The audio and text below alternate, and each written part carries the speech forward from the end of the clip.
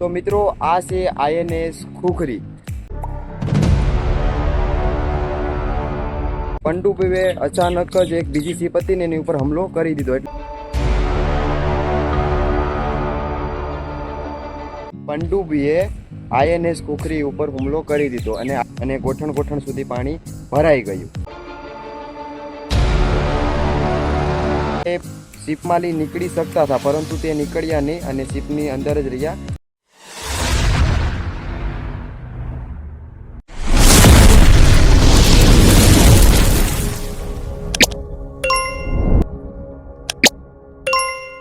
તો હેલો મિત્રો, તમારા બધીનું ફરી એકવાર સ્વાગત છે મારી યુટ્યુબ ચેનલ મિસ્ટર નિક બ્લોગ્સમાં. તો મિત્રો આજે અમે આવી ગયા છીએ INS ખુખરીએ. ઓકે, તો તમે વિડીયોમાં બની રહેજો, અહીંથી તમને બધું લોકેશન બતાવું. તો મિત્રો આ છે INS ખુખરીનું લોકેશન. ઉપર લાસ્ટમાં તમે જોઈ શકો છો, સાવ ઉપર INS ખુખરી જોવા મળશે. તો ને અમે ઉપર જઈએ છીએ તો ત્યાં સુધી તમે વિડીયોમાં બની રહેજો. ઓકે, જોઈ શકો છો ફરતી બાજુ.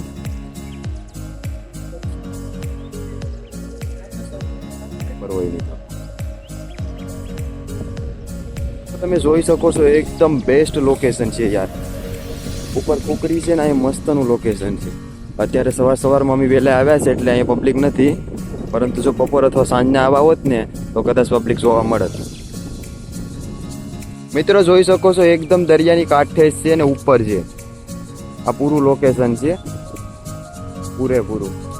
મિત્રો એકદમ બેસ્ટ લોકેશન છે યાર. દીવા હો તો એક વખત ખુખરીની મુલાકાત જરૂર ને જરૂર લેજો. તો તમે જોઈ શકો છો કે INS ખુખરી એકદમ દરિયાની કાંઠે આવેલી છે. અહીં એક નાનકડું મંદિર છે, એના પણ આપણે દર્શન કરી લઈએ. ઉપર છે INS ખુખરી, તમે જોઈ શકો છો. ને લોકેશન જોઈએ ને તો કાંઈ ઘટે નહીં, એકદમ બેસ્ટમાં બેસ્ટ લોકેશન છે. મને તો હાવ બ્યુટીફુલ લાગ્યો. તમને કમેન્ટમાં બતાવી દેજો તમને કેવું લાગ્યું. ઓકે મિત્રો, તમે જોઈ શકો છો આ મંદિર છે, ઉપર છે ને નીચે પાંડાની નીચે છે, જોઈ શકો છો તમે. ચાલો તમને દર્શન કરાવું.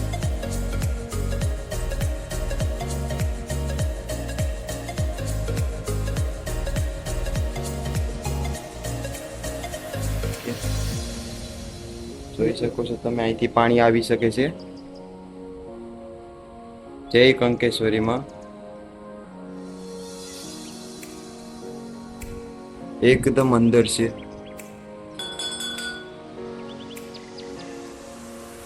જોઈ શકો છો તમે આ મંદિર.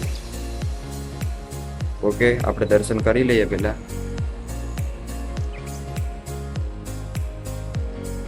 તો કંકેશ્વરી માના દર્શન આપણે કરી લીધા છે. તો હવે જઈએ છીએ ખોડિયાલ માતાજીના મંદિરે, અહીંયા આગળ છે. હવે એના પણ દર્શન કરી લઈએ અને પછી લાસ્ટમાં જઈએ INS ખુખરીએ. ઓકે, તો ફ્રેન્ડ્સ ઉપર ખોડિયાલ માતાજીનું મંદિર છે. તમે ઉપર જઈએ છીએ તો ત્યાં સુધી તમે જરાક વિડીયોને લાઈક ન કર્યો હોય તો લાઈક કરી દેજો. અને લાસ્ટમાં તમને INS ખુખરી વિશે માહિતી આપીશ. ઓકે, અહીંયા અમે ચપ્પલ કાઢી નાખ્યા છીએ, હવે ઉતરીએ છીએ નીચે. જોઈ શકો છો એકદમ નીચે છે. આ ખોડિયાલ માતાનું મંદિર છે. અહીંયા શીતળાઈ માતાનું છે. છે દરવાજો બંધ હતો. જોઈ શકો છો મિત્રો તમે એકદમ. જય ખોડિયાલ માતાજી. અંદર છે, આ ઉપર પથ્થર છે.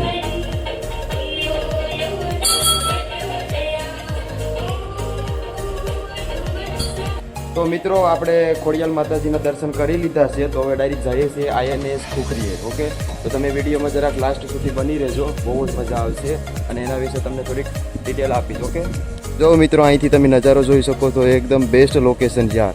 જો તમે ફોટોગ્રાફી કરવા માંગતા હોય અથવા તો ફોટોશૂટ કરવા માંગતા હોય તો અહીંયા આવી જજો. એકદમ બેસ્ટમાં બેસ્ટ લોકેશન છે આ, જોઈ શકો છો. મિત્રો આપણે પહોંચી ગયા છીએ INS ખુખરીએ. ઓકે, તમે જોઈ શકો છો.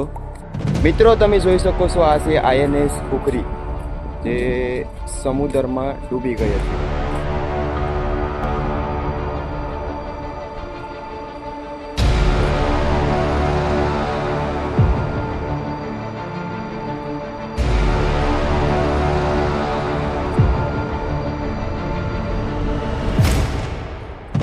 તો મિત્રો આ છે INS ખુખરી.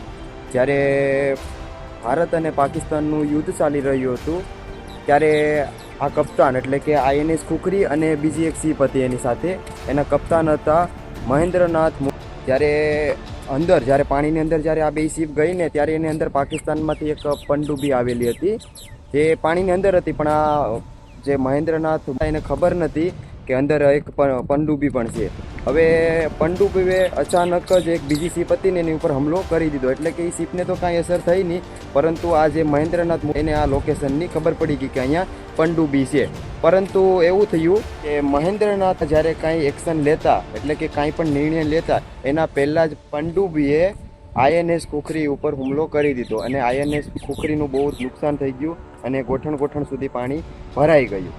ત્યારે એના કપ્તાન મહેન્દ્રનાથ એ કપ્તાન હતા ને તે શિપમાંથી નીકળી શકતા હતા, પરંતુ તે નીકળ્યા નહીં અને શિપની અંદર જ રહ્યા. તેની પાસે એક લાઈફ જેકેટ હતું, તે એક માણસ હતા ને એને આપી દીધું, પરંતુ તે એમાં શિપમાં રહ્યા. જ્યારે જેટલા પણ જવાનો જીવિત બહાર નીકળ્યા એને પૂછવામાં આવ્યું તો હવે એ લોકો એમ કહેતા હતા કે મહેન્દ્રનાથને તે લાસ્ટ એટલે કે છેલ્લી ક્ષણે એક એની ખુરશી હતી ને કપ્તાનની, ત્યાં બેઠી અને નિડરતાથી આરામથી બેઠા હતા અને એક સિગરેટનો ધુમાડા છોડતા હતા. INS ખુખરી 9 ડિસેમ્બર અને 1971માં પાણીમાં ડૂબી ગઈ હતી અને એની સાથે સાથે મહેન્દ્રનાથ ભારતના બેસ્ટ કપ્તાન પણ એની હાથે શહીદ થઈ ગયા હતા. મિત્રો, આ શિપની સાથે મહેન્દ્ર સાથે એવા ઘણા યોદ્ધા હતા જે ઘણા શહીદો થઈ ગયા હતા યુવાનો.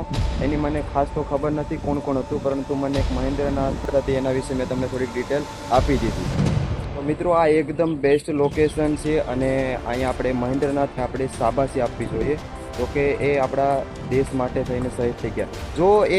જો બને ને તો એ શિપની બહાર નીકળી શકતા હતા, પરંતુ એ લોકોએ એવું પસંદ ના કર્યું અને શિપની સાથે જ અંદર પાણીમાં ડૂબી ગયા. એની પાસે લાઈફ જેકેટ હતું છતાં પણ એવે લાઈફ જેકેટ બીજા ભાઈને આપી દીધું અને પોતે શિપની સાથે શહીદ થઈ ગયા. તો એવા વીર યોદ્ધાઓને બોલે તો વીર જવાનોને આપણા તરફથી નમન કરવા જોઈએ. તો મારા તરફથી એવા મહેન્દ્રનાથ કોટી વંદન. તો તમે મિત્રો દીવની એક વખત મુલાકાત લેવો તો એક વખત આ INS ખુખરીની પણ અવશ્ય મુલાકાત લેજો. ઓકે.